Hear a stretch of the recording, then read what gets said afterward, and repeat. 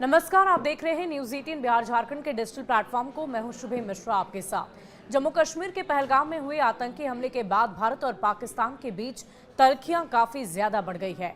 भारतीय सेना युद्धाभ्यास कर रही है और अरब सागर में नौसेना ने एंटी शिप मिसाइल का परीक्षण कर लिया है और इसके अलावा तीनों सेनाओं को अलर्ट पर रखा गया है।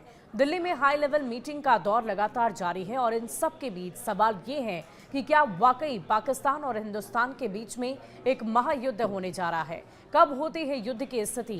क्या वाकई आने वाले दिन में एक बहुत बड़े वॉर की स्थिति बनने जा रही है? इसकी पूरी जानकारी इस वीडियो में हम आपको देंगे। सेना प्रमुख उपेंद्र द्विवेदी जम्मू कश्मीर का दौरा करने के बाद रक्षा मंत्री राजनाथ सिंह को तैयारियों को लेकर ब्रीफ कर चुके हैं और इसी बीच रविवार को सीडीएस चीफ अनिल चौहान ने भी रक्षा मंत्री से मुलाकात की है।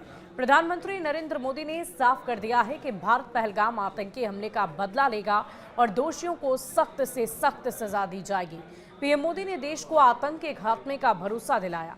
भारत सरकार पहले ही पाकिस्तानियों को देश छोड़ने का आदेश दे चुकी है और भारतीयों को पाकिस्तान नहीं जाने की सलाह दी जा रही है और इसके बाद अटारी बाघा बॉर्डर पर पाकिस्तानियों की लंबी कतार लगी है। तो क्या भारत पाकिस्तान के बीच युद्ध छिड़ने वाला है? हालांकि भारत और पाकिस्तान के बीच तनातनी कोई नई बात तो नहीं है। कैसे होता है युद्ध का ऐलान, ये भी हम आपको बताते हैं। युद्ध का ऐलान आमतौर पर एक औपचारिक प्रक्रिया होती है जिसमें एक देश दूसरे देश के खिलाफ सैन्य कार्रवाई शुरू करने की घोषणा कर देता है। ये प्रक्रिया अलग अलग देशों के कानून, अंतर्राष्ट्रीय नियमों और ऐतिहासिक परंपराओं पर निर्भर करती है। युद्ध की घोषणा से पहले देश अक्सर राजनयिक चैनलों के माध्यम से एक दूसरे को अल्टीमेटम भी देते हैं या फिर कूटनीतिक संबंध तोड़ने की धमकियां देते हैं। प्रथम विश्व युद्ध में ऑस्ट्रिया और हंगरी ने सर्बिया को अल्टीमेटम दे दिया था, जिसके अस्वीकार होने पर युद्ध की घोषणा की गई थी। औपचारिक घोषणा आमतौर पर युद्ध की घोषणा देश के शीर्ष नेतृत्व जैसे राष्ट्रपति, प्रधानमंत्री या संसद करती है, जिसमें आधिकारिक बयान या दस्तावेज जारी किए जाते हैं। इसका उदाहरण द्वितीय विश्व युद्ध में देखने को मिलता है। दूसरे विश्व युद्ध में औपचारिक रूप से उतरते समय कई देशों ने युद्ध की घोषणा कर दी थी। 1941 में पर्ल हार्बर हमले के बाद अमेरिका ने जापान के खिलाफ युद्ध की घोषणा की थी। कई देश में युद्ध की घोषणा के लिए संसद या विधायिका की मंजूरी ली जाती है। भारत ऐसा ही एक लोकतांत्रिक देश है।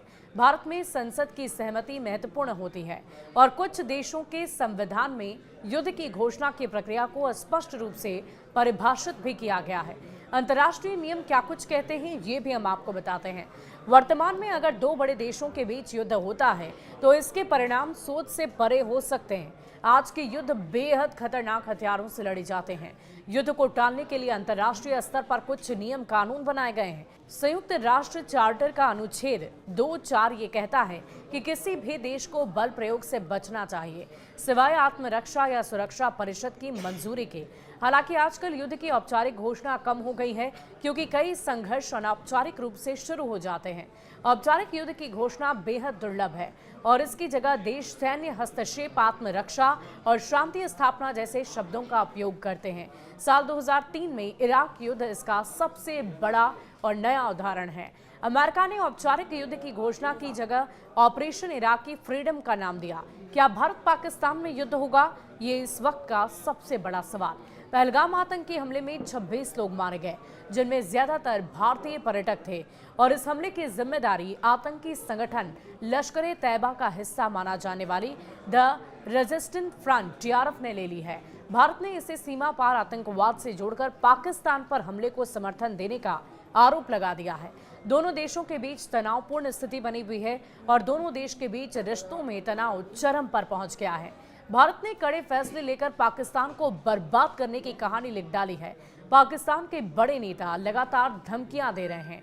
क्या हो जाए ये कुछ भी नहीं कहा जा सकता, कब क्या होगा ये भी नहीं कहा जा सकता। इधर राफेल और सुखोई का युद्धाभ्यास चल रहा है।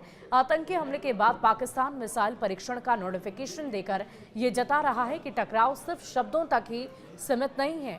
भारतीय वायुसेना युद्धाभ्यास कर रही है। भारत के सबसे आधुनिक लड़ाकू विमान राफेल और सुखोई 30 की गरज आसमान से सुनाई दे रही है। राफेल और सुखोई 30 जैसे घातक विमानों की तैनाती ये बताती है कि स्थिति बेहद नाजुक है। राजनयिकों से मीटिंग भी लगातार जारी है। पीएम मोदी ने आतंकी हमले के बाद कई देशों के प्रमुखों से फोन पर बातचीत की है। खबर तो ये भी है कि प्रधानमंत्री ने 13 देशों के प्रमुखों से बात कर हमले में पाकिस्तान के हाथ की पूरी जानकारी दी।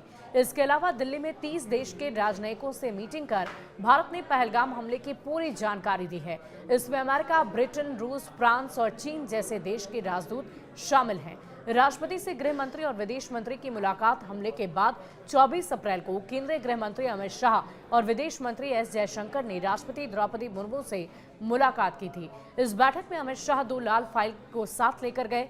आमतौर पर ऐसी बैठकें बड़े फैसलों के दौरान ही होती है और वर्तमान स्थिति ये इशारा कर रही है कि भारत इस बार निर्णायक कार्रवाई करने जा रहा है। सर्वदलीय बैठक हमले के बाद केंद्र सरकार ने इस बैठक को बुलाया था, जिसमें विपक्षी पार्टियों को पूरी स्थिति की पुख्ता जानकारी दी गई। रक्षा मंत्री राजनाथ सिंह की अध्यक्षता में हुई इस बैठक में विपक्ष ने एक सुर में सरकार को पूरा समर्थन देने की बात कही है।